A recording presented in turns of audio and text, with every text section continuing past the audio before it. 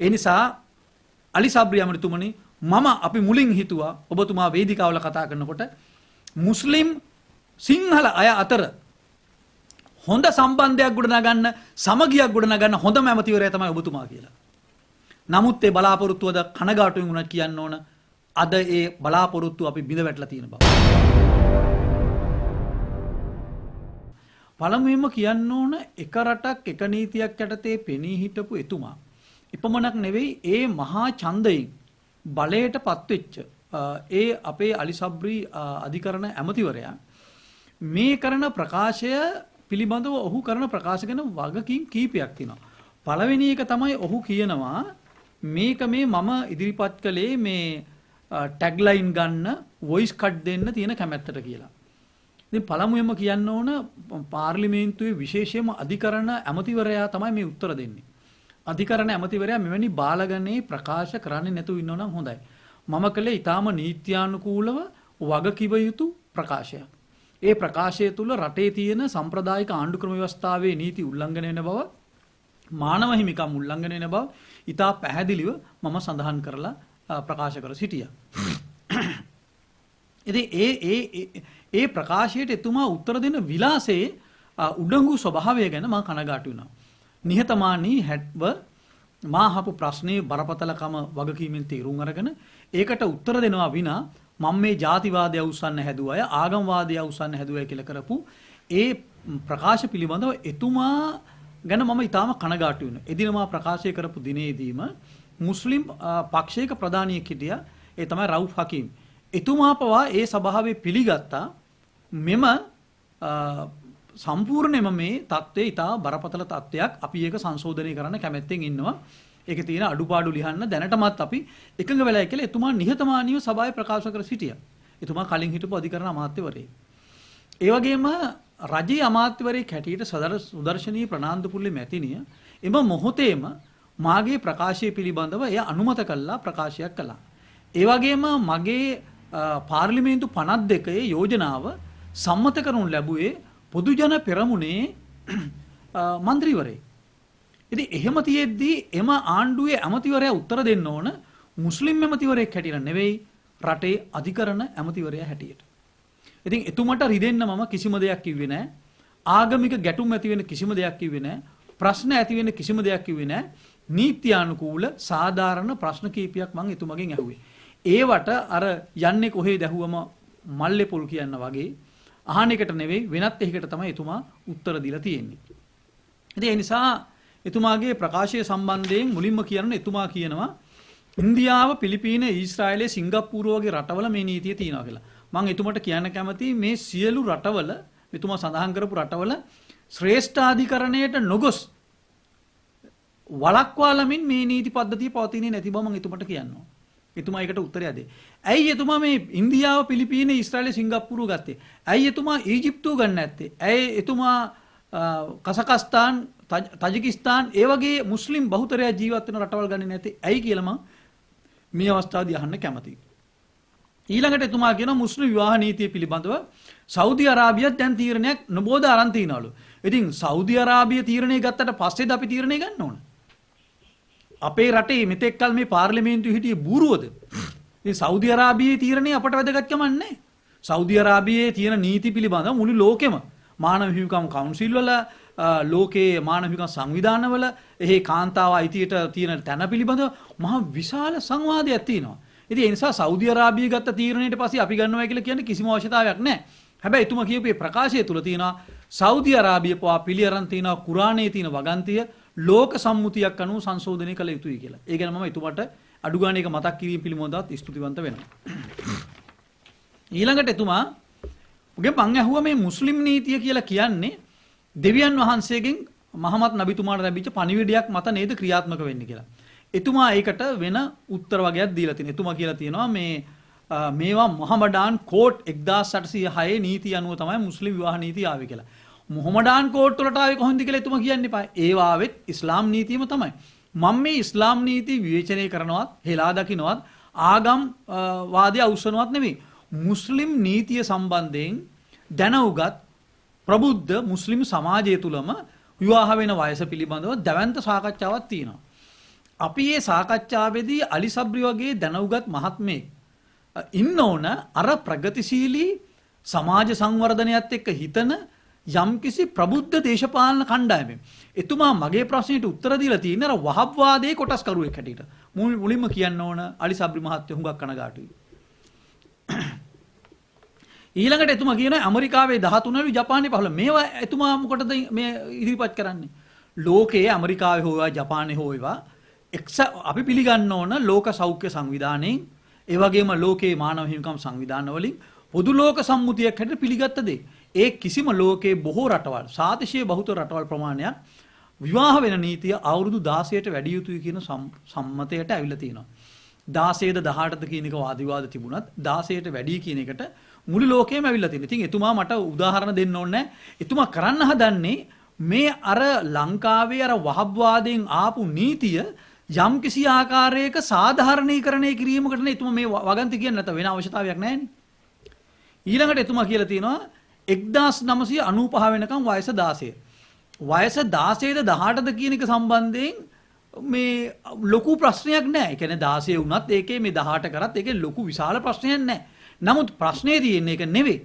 අවුරුදු 12 හෝ වැඩි වියටපත් වූ දවසේ පටන් විවාහ වීමේ නීතිය මම ඇහුවේ එතුමගෙන් යම්කිසි දරුවෙක් අවුරුදු යම්කිසි වයසකදී ඒක අවුරුදු 8 වෙන්නත් පුළුවන් දැන් තියෙන කෑම බීම අනුව අවුරුදු 9 10 වෙන්නත් පුළුවන් අවුරුදු 12 13 වෙන්නත් පුළුවන්. එතකොට කාතිවරයාගේ අවසරය ඇතිව අවුරුදු 12ට අඩු වුණත් විවාහ වෙන්න පුළුවන් කියන එක කාති උසාවි වල අභ්‍යාස කරනවාද කියලා මම ඇහුවේ. ඒකට එතුමා හතර අතේ අත ගාලා වෙන උත්තරයක් දෙනවා. ඉතින් ඒකෙන් පේනවා මේ අලි සබ්රි රටේ අධිකරණ ඇමති නෙවෙයි. ඔහු පෙනී ඉන්නේ රටේ ඡන්දේ දීපු බහුතර ජනතාව වෙනුවෙන් නෙවෙයි. ඔහු පෙනී ඉන්නේ 10%ටත් අඩු 103ක් විතර වෙන අන්තවාදී මුස්ලිම් වහබ්වාදය වෙනුවෙන් කියලා මම මේ අවස්ථාවේ කියන්න කැමතියි. කනගාටුයි. ලංකාවේ එක ගෙයි කෑම පොලිග්‍රැමි ඊළඟට පොලි ඇංග්‍රි ඔය එක විවාහ නීති. ලෝකයේ එක ජාති විවාහ නීති තිබිලා තියෙනවා. හරිද? ඉන්දියාවේ ගත්තත් මේ ලෝකේ තියෙන එක විවාහයක් කරගන්න එක පිළිබඳව වාද විවාද තියෙනවා. අපි මෙතන කතා කරේ අධිකරණ ක්‍රියාවලිය පිළිබඳ. එතුමා ඒකට උත්තර දෙනවා මිසක් මේ එතුමා මේ ලෝකපතේ තියෙන කරුණු ගෙනල්ලා මේ නෙවෙයි එතුමා අහපු ප්‍රශ්නෙට කෙලින් උත්තර දෙන්න ඕන. ඉතින් එක ගෙයි කෑම හරි එක කාන්තාවකට 10 දෙනෙක් ගන්න හරි ඒවා ලෝක සම්මුතියකට ඇවිල්ලා නම් අපිට පිළිගන්න සිද්ධ වෙනවා. ඊළඟට එතුමා කියලා තියෙනවා තව ඉතා දැන් ලංකාවේ මේ අඩු වයසේ දරුවෝ මේ දූෂණයට ලක් වෙලා ළමයි ලැබෙනවලු. ඒකේ 80%කලු ගන්න. 80%ක්ම ඉන්නේ මුස්ලිම් නොවන අයලු. ඉතින් මේ රටේ කොහොමද 80%ක් ඉන්නේ මුස්ලිම් නොවන ජනතාවක් නේ. ඉතින් ඒ 80%ක් කීම සාධාරණයිනේ. ඒක නෙමෙයි ප්‍රශ්නේ. අඩු වයසේ දරුවෙක් ගැප් ගන්න හෝ ළමෙක් ලැබෙනව නම් ඒක පිළිබඳ අධිකරණ ක්‍රියාවලියක් තියෙනවා. මුස්ලිම් විවාහ නීතිය මගින් ඒ ගැප් ගැනීම හෝ විවාහ වීම පිළිබඳ ඒ කියන්නේ අඩු වයසේ දරුවෙක් විවාහ වීම පාසල් නොගොස් විවාහ වෙනවා නම් විවාහ කර දෙනවා නම් ඒ සම්බන්ධයෙන් රටේ තියෙන ප්‍රශ්නයක්. ඒකට අධිකරණයට යන්න පුළුවන්. මුස්ලිම් නීතිය නිසා අධිකරණයට යන්න බෑ. අන්න ඒක තමයි අහුවේ. එතුමා කියන්න ඕන නෑ මේක රටේ නීතිය තියෙනවා නම් මේ අඩු වයස් දරුවෝ ආහ වෙනවා නම් රටේ නීතියකට ක්‍රියාත්මකයි. ඒකට පොලිසිය ගිහලා අත්අඩංගුවට ගන්නවා. නමුත් මුස්ලිම් සමාජයේ ඒක නීතියක් නිසා ඒ අසාධාරණයේ ඒ වැරද්ද නිවැරදි දෙයක් හැටියට පිළිගන්න නිසා තමයි ප්‍රශ්නයක් ඇවිල්ලා තියෙන්නේ. ඉතින් අනිත් එක තමයි අලි සබ්රි මහත්මයාට කියන්න ඕන ඔබතුමාගේ අමාත්‍යංශයේ එක දවසක් වෙන් කරන්න අඩු ගානේ පැය 2ක් 3ක් වෙන් කරන්න මේ රටේම ඉන්න කාති උසාවි වලින් පීඩාවටපත් වෙච්ච මුස්ලිම් විවාහ නීතිය නිසා අර්බුදයටපත් වෙච්ච මුස්ලිම් කාන්තාවන්ට හුඟන් දෙන්න. දැනටමත් දික්කාසාදහා විවාහ නීතිය පිළිබඳ මුස්ලිම් වියත් හවුල කියලා සංවිධානයක් හැදිලා තියෙනවා. ඒ සංවිධානයේ පිරිමි අයත් ඉන්නවා වයසක අයත් ඉන්නවා. ඊළඟට ඔබතුමා කියලා තියෙනවා මම ඇහුවේ කාති උසාවි වල කාන්තාවෝ ඉන්න එක ගැන. කාන්තාවන්ට ඉන්න බෑ. කාති උසාවි වල කාන්තාවෝ නඩුකාරවරු වෙන්නත් බෑ නීතිඥයෝ වෙන්නත් බෑ. එතුමා කියනවලු ඒක අපි ඉදිරියේ කරනවලු. මං අහපු ප්‍රශ්නෙට එතුමා උත්තර දෙන්න ඕන. මෙතෙක් කාලයක් කාන්තාවන්ට කාන්තාවේ කාන්තා නීතිඥවරුන්ට හෝ නඩුකාරවරුන්ට කාති උසාවි ඉඩක් නැහැ. ඒ ඇයි කියලා අපි අහන්නේ. එතුමා කියන්න ඕනේ ඒක වැරදක් කියලා. ඒක කියනවා වෙනුවට අපි ඉක්මනින් ක්‍රියාත්මක කරනවා කියලා තමයි එතුමා කියන්නේ. මං අහපු ප්‍රශ්නෙට උත්තර දුන්නා ඉවරයි. ඊළඟට ඔබතුමා මේ යම්කිසි ප්‍රශ්නයක් අහුවම ඉස්සෙල්ලාම නීතිඥයෙක් හැටියට ඒකට උත්තර දෙන විදිය ටැග් ලයින් දෙනවද වොයිස් කට් දෙනවද ජාතිවාදය උස්සන්න එපා ආගම්වාදය උස්සන්න එපා කියලා ඔබතුමා කතා කරනවා. ඔබතුමාට මම විවෘතව ආරාධනා කරනවා ඕනම නාලිකාවකට එන්න කරුණා කරලා ඇවිල්ලා අපේ ප්‍රශ්න උත්තර දෙන්න. ඔබතුමා එන්න ඕන. මොකද හේතුව ඔබතුමා මේ රටේ අපි ගොඩනගපු ජනමතෙන් අමාත්‍යවරයෙක් බවට පත් වෙච්ච ඇමතිවරයෙක්. අනිත් එක ඔබතුමා මේ මුස්ලිම් අධිකරණ ඇමති නෙමෙයි. ඔබතුමා මේ රටේ සියලු ජනතාවගේ සාමාන්‍ය නීතිය ක්‍රියාත්මක කරන ජනතාවගේ අධිකරණ ඇමති. රටේ අධිකරණ පද්ධතියට වග කියන්න ඕන පුජ්‍යලයා ඔබ. ඒ නිසා ඔබ අපට මේ සම්බන්ධයෙන් විවෘත සංවාදයකට ඇවිල්ලා උත්තර දෙන්නයි කියලා කියනවා. මේ සම්බන්ධයෙන් තියෙන සියලු කරුණු මම එහිදී ඉදිරිපත් කරන්න කැමතියි. ඊළඟට එතුමා කියලා තියෙනවා විවාහ වෙන වයස පිළිබඳ සංශෝධනය කරන්න කැමතිලු. බොහොම හොඳයි. එතුමා කියලා තියෙනවා කාන්තාව කාති උසාවියට පත් කරන්න කැමතියි. තවත් මම ප්‍රශ්නයක් අහනවා කවද්ද කියලා ඒක. කවද්ද කියලාත් අහන්න ඕනේ එතුමාගේ. තව අවුරුදු 5න් පස්සේ නෙමෙයි. ඊළඟට එතුමා කියලා තියෙනවා 18ට එකඟයි කියලා. ඉතින් මේ වටේ 13 ජපානයේ කතාවයි ඇමරිකාවේ කතාවයි අවශ්‍ය නැහැනේ. ඇමරිකාවේ බොහෝ ප්‍රාන්තවල 16ට වැඩි. ඒකනේ එතුමා කියන්න ඕන. ඇමරිකාවෙත් අහම වෙනවා ජපානෙත් මෙහෙම වෙනවා. ඒක හන්ද මුස්ලිම් විවාහ නීතිය සාධාරණීකරණය වෙන විදිහට එතුමා පාර්ලිමේන්තුවේ ප්‍රකාශ කරමින් එතුමාගේ අභිලාෂය බොහොම අපට පැහැදිලිව හඳුනා ගන්න පුළුවන්. ඊළඟට එතුමා ඉතා වැදගත් දෙයක් කියනවා. ඒක තමයි වැදගත්ම වාක්‍ය මේකේ. උඩරට විවාහ නීතිය. උඩරට විවාහ නීතිය යටතේ ඒක ක්‍රියාත්මක වෙන්නේ අපේ සාමාන්‍ය අධිකරණය තුල. ඒක ක්‍රියාත්මක වෙන්නේ රටේ මේ වෙනම අධිකරණයක නෙවෙයි. ඒකයි අපි අහපු ප්‍රශ්නය. ඊළඟ ප්‍රශ්නේ තමයි රටේ තියෙන මේ තේසවලාමේ නීතිය. ඒවා සම්බන්ධයෙන් ඒවා ක්‍රියාත්මක වෙන්නේ අධිකරණයට යන්න පුළුවන්. අධිකරණයට කියලා අධිකරණය තුල විසඳුම් දෙන්නේ. හැබැයි මුස්ලිම් කාන්තාවක් විවාහ වුණාම ඒකේ තීන්දුව දෙන්නේ කාති උසාවිය ඇතුලේ. කාති උසාවියේ තීන්දුවට යටත් වෙන්න වෙනවා. අධිකරණයට යාමේ ඉඩකඩක්වත් නැහැ. අන්න ඒකයි අපි විසඳන්නේ කියලා ඉල්ලුවේ. කමක් නැහැ කාති උසාවිය තිබුණා. කාති උසාවිය తీරන තියාගන්න. හැබැයි ප්‍රශ්නේ තියෙන්නේ ඒක සිංහල ජනතාවට බලපානවා, දෙමළ ජනතාවට බලපානවා, කතෝලික හා අනිත් ජනතාවට බලපානවා. කොහොමද බලපාන්නේ කියලා අලි සබ්රි ඇමතිවරයාට මම කියන්න කැමතියි. මෙන්න මෙහෙම බලපාන්නේ. අවුරුදු 12ට වැඩි අවුරුදු 18 අතර වයස්වල සිංහල දරුවෝ මුස්ලිම් කෙනෙක් විවාහ කරගන්නවා. හැබැයි මේ දරුවට යම්කිසි අවුරුදු 4-5ක් ගියාම විවාහය එපා වෙනවා. එතකොට දික්කසාද වෙන්න ගියාම දික්කසාද වෙන්නේ මුස්ලිම් නීතිය යටතේ. සාමාන්‍ය අධිකරණයට ගියාම උත්තරයක් හොයාගන්න බෑ. එහෙමනම් අඩු ගණනේ තමන්ගේ උප්පත්ති ආගමට අනුව තීන්දුවක් ගැනීමේ අයිතිය අර කාන්තාවට තියෙන්න ඕනේ. එයා විවාහ වෙන දවසේම විවාහයට පෙර මොකද්ද කරන්නේ? විවාහයට පෙර දවසේ ආගම මාරු කරනවා. කිසිම කාති උසාවියක බෞද්ධ මුස්ලිම් පිරිමියෙකුට බෞද්ධ කාන්තාව බුද්ධ ආගම යටතේ කසාද බඳින්න දෙන්නේ නැත.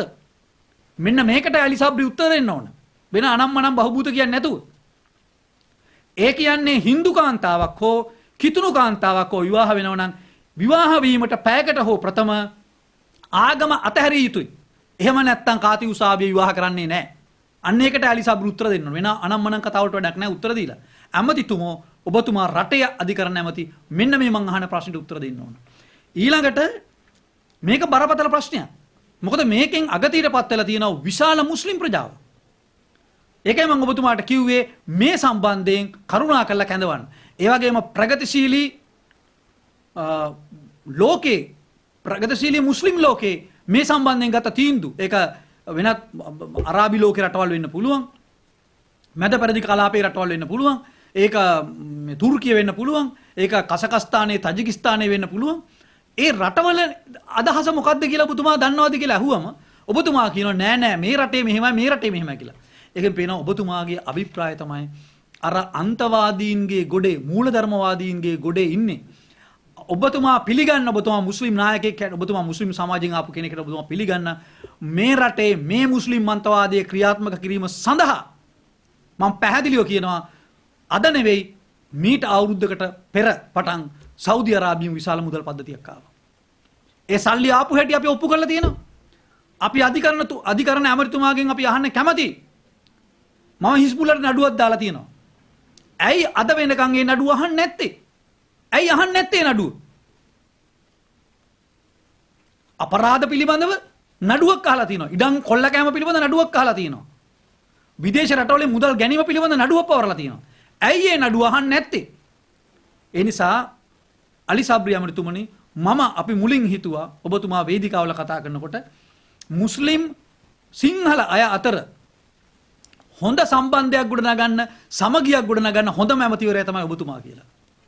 නමුත් ඒ බලාපොරොත්තුවද කනගාටුවෙන් උනත් කියන්න ඕන අද ඒ බලාපොරොත්තු අපි බිඳ වැටලා තියෙන බව.